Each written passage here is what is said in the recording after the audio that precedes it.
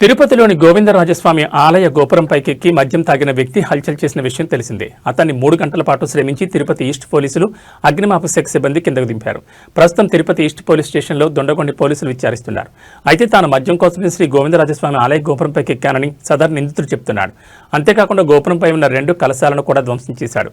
అందులోనూ ఏకాంత సేవ అనంతరం గేట్లు మూసిన తర్వాత లోపలికి అతను ప్రవేశించడం అనుమానాలకు తావిస్తోంది. భక్తులు ఉండని సమయంలో ఆ వ్యక్తికి అక్కడ ఎవరు మద్యం కొనిస్తారని సందేహాలు కలుగుతున్నాయి. మద్యం కోసమే అయితే ఏ భవనంపైకి కానీ సెల్ ఫోన్ టవర్పైకి కానీ ఎక్కి హడావుడి చేసేందుకు అవకాశం ఉంది. కానీ ప్రత్యేకంగా దేవాలయం వద్దకి, అది కూడా తిరుమల తిరుపతి దేవస్థానానికి సంబంధించిన దేవాలయం వద్దకి, అందులోనూ శ్రీ గోవిందరాజస్వామి ఆలయ గోపురం వద్దకి ఎందుకు వచ్చాడనే ప్రశ్నలు భక్తుల మెదళ్లను తొలుస్తున్నాయి. గతంలో అంతర్వేది లక్ష్మీనరసింహస్వామి వారి రథం తగలపెడితే అతని మానసిక స్థితి బాగాలేదన్నారు. అంతకుముందు రామతీర్థం ఘట్టంలో కూడా మెంటల్ కేసు అన్నట్లుగా కవర్ చేశారు. మొన్నటికి మొన్న ద్రాక్షారామంలో కపిలేశ్వర స్వామి లింగాన్ని భిన్నం చేస్తే వ్యక్తిగత కక్షల్ని కలరింగ్ ఇచ్చారు.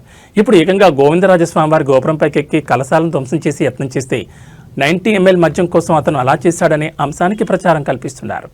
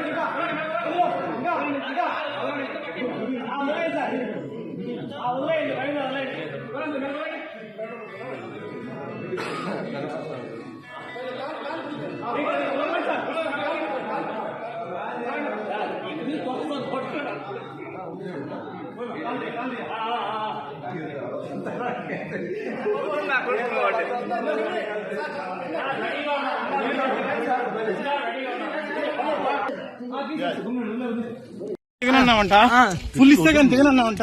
ఫుల్ గా సార్ 90 మంది అడిగినా ఫుల్ గా 90 మంది అడిగినావా? దేవుడి పైకి ఎక్కడం కరెక్ట్ కాదు కదా, తప్పే అని చెప్పి సార్. తప్పా కదా? తప్పుకున్నట్టే కదా, తప్పుకున్నట్టే. ఆ టెక్నిక్ కరెక్ట్ కాదు కదా, కాదు రే, తప్పుకున్నాడు కదా. ఎక్కువ ఎక్కువ ఎక్కువ ఎక్కువ స్టార్ట్ చేయి.